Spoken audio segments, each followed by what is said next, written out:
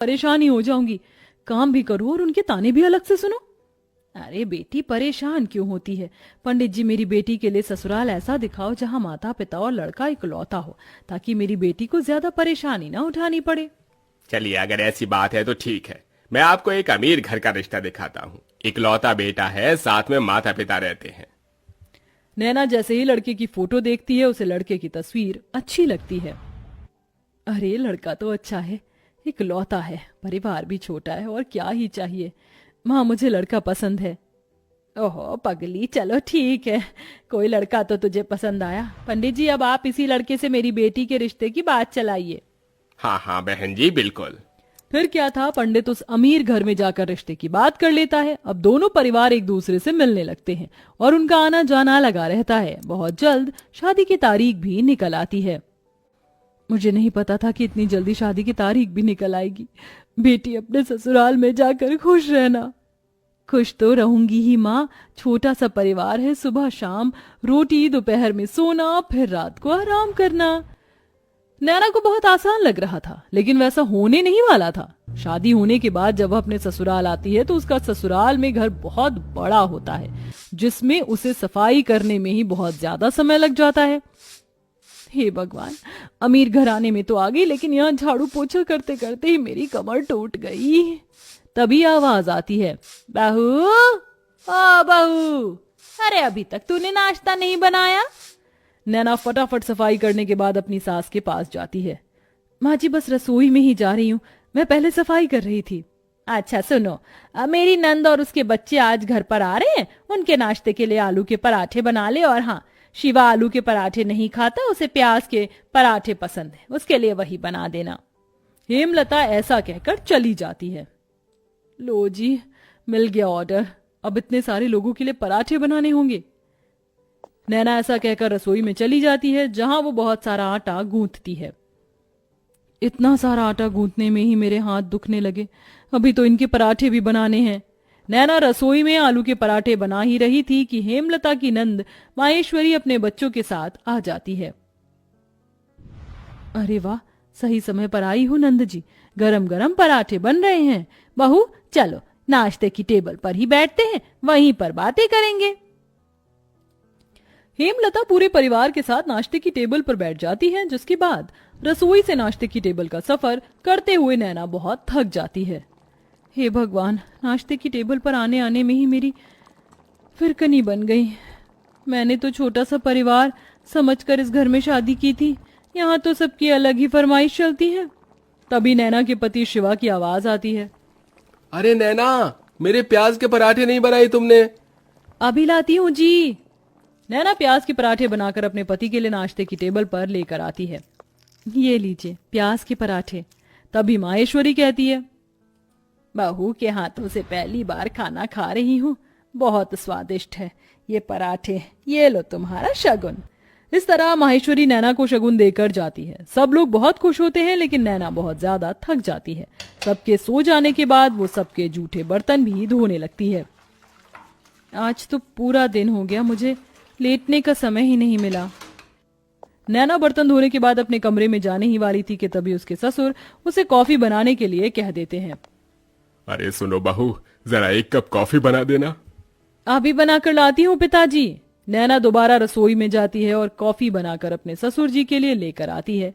आखिरकार उसे थोड़ी देर के लिए अपनी कमर सीधी करने को मिल जाती है, लेकिन फिर शाम की अलग फरमाइश शुरू हो जाती है। बहू, शाम के खाने में वेज बिरयानी, शाही कोरमा और चावल बना लेना। फिर से कोई आ रहा है क्या माँ जी घर पर?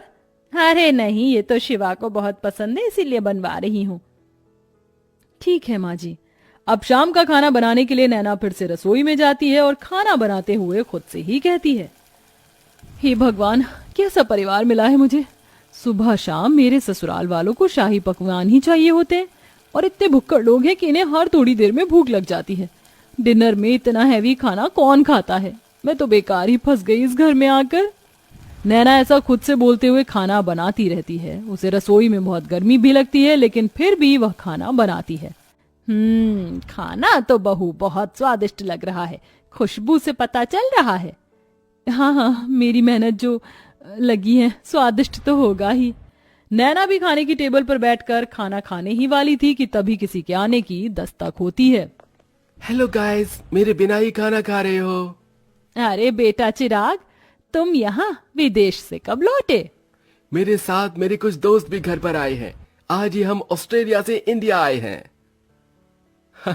कितने दिनों बाद तुझे देख रहा हूं नैना। ये मेरे ताऊ जी का लड़का है, विदेश पढ़ने चला गया था बचपन में। मेरा जिगरी यार यही है।